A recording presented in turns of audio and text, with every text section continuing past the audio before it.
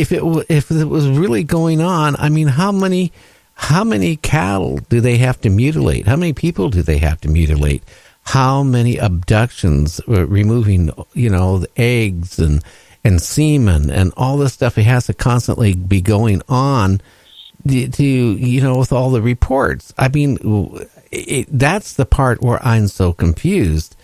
It doesn't make logical sense. It would, unless there's literally tens of thousands of aliens visiting us, and we're a zoo and they're coming down to check us out. I don't know. It doesn't make logical sense to me why it would continue going on with the same type of reports day in and day out. Yeah, I would tend to agree with your assessment. I would. I mean, I think if we let's assume we don't know anything about bovine creatures, we don't know anything about cows.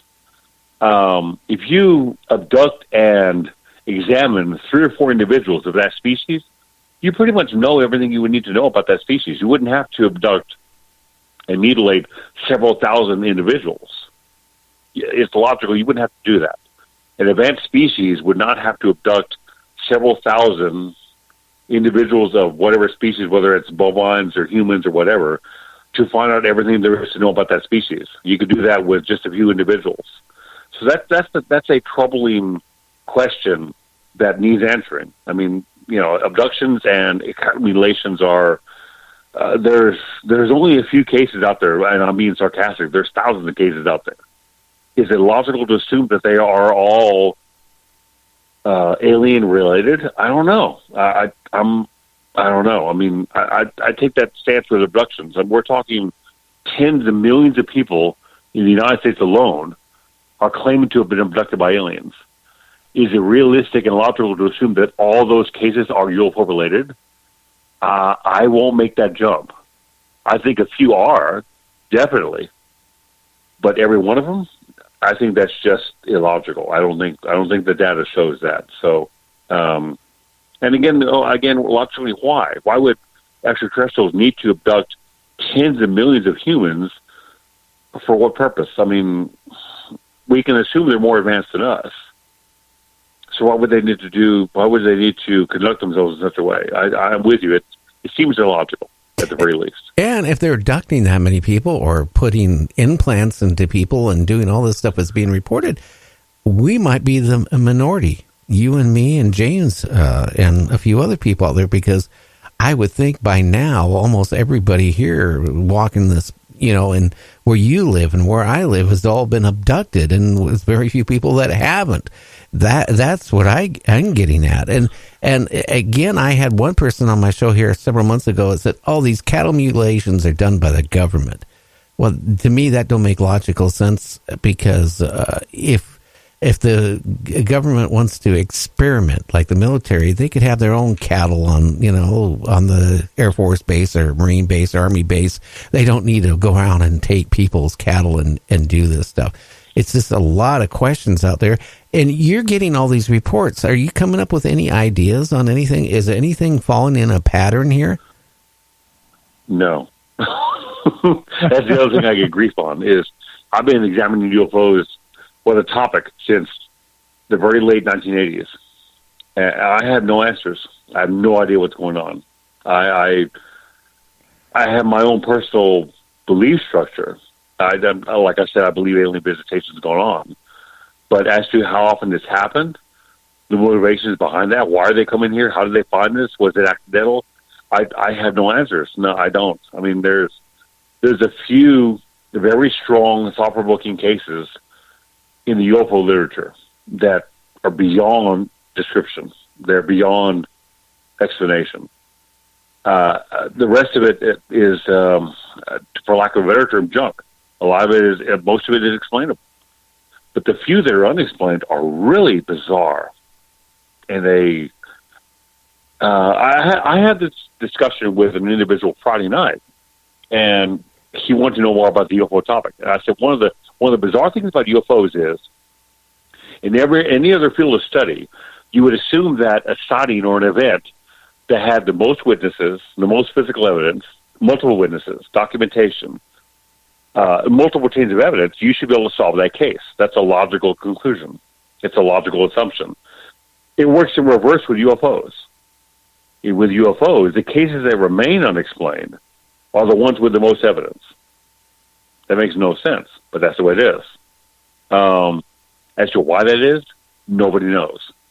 But the strongest cases out there that remain unexplained and are just truly anomalous have multiple witnesses, physical evidence, some level of documentation that truly an event took place. You have landing traces and burn marks and radiation burns and all this other data and evidence, but we can't explain what happened. That's illogical, but that's the way it is. Very bizarre. Maybe because we can't comprehend it either. That could be the issue. I mean, seriously, I do think there is a small percentage of all the reports that come in, like what Peter Davenport gets, what I get, what you get, that are credible. Then I hate to say it, there's a lot of them. I think there's people who want their 3 minutes of fame. So, and those type of people I can weed out really fast. But there's things that on here, about UFOs. It scares me because I know something is going on. We have to be the most naive people or a naive civilization to think that we are the only humanoids or life out there that is intelligent. I think we might not be as intelligent as we really think, and that's the whole problem. I don't think people could actually comprehend what is actually going on, and that's what the scary part is, that I do think it's something major is happening, but we just don't know what it is. That's. I agree with you 100%. We think of ourselves as the hierarchy of evolution, like we're the most intelligent species on the planet. Yeah, we're still destroying each other. We're still racist. We still make war with each other. That's not very intelligent. We're destroying the planet. We pollute our own home, the only home we have. That's not intelligent behavior. It isn't. So, casting that perception of ourselves aside, if we're being visited by non-terrestrial intelligences, and they're not from here, but they're somehow making it here, whether it's through time or another dimension, or they're physically traveling through our universe, we can safely assume they're more advanced than us, certainly technologically. Most likely, as a species themselves, are more advanced. And as a result of that, their technology would look like magic to us. We're not intelligent enough to comprehend what we're seeing. And that's not a knock on us. It's just that it's realistic to realize that our knowledge increases the longer we don't blow each other up. As long as our species does not commit nuclear suicide, we're going to continue to become more knowledgeable. Therefore, things that are beyond our comprehension now may be understandable, say, 100 years from now or 200 years from now. So we're kind of stunted by our own growth. But the longer we're alive as a species, the more knowledgeable we'll get. So things we can't explain now, we might be able to wrap our heads around later on. So I agree with you. It may be just that we're just not smart enough at this point. Well, look at the Wright brothers, okay? The first flight. And then you look at what we have now in the short span of time compared to any time of history. Man has advanced so drastically fast to the point, to me, it doesn't even seem logical that we have been able to take that jump that fast in this short a time frame. So could you imagine that a lot of people I've talked to honestly come to the conclusion when I talk to them, they when I ask them questions, they come back and they say, no, we are the most intelligent creatures out there, period. That's what they think in their head. I look at, wow, yeah, we advanced so far from the Wright brothers to what we have now, but that might be nothing. So could you imagine the Wright brothers seeing a 747 or a stealth fighter? Yeah. They would be so freaked out. And that is less than a 100-year time frame, or about a 100-year time frame. Can you imagine a species or humanoids or whatever 100 times more advanced? That's the part we couldn't even comprehend. Yeah, I agree. That's the way it works. I mean, it'd be like, I always use the example of taking a VHS tape back to Leonardo da Vinci. Da Vinci was a brilliant man for his time. But to decipher a VHS tape, he would have to understand two things that are invisible: magnetism and electricity. And he wouldn't have the knowledge to do that. That doesn't make him unintelligent. It's just at his point in time, our knowledge was advanced as it was at that point. It wasn't advanced enough to explain it. So a species, I can't recall what author it was. I think it was Isaac Asimov made a comment that extraterrestrial technology would look like magic to us.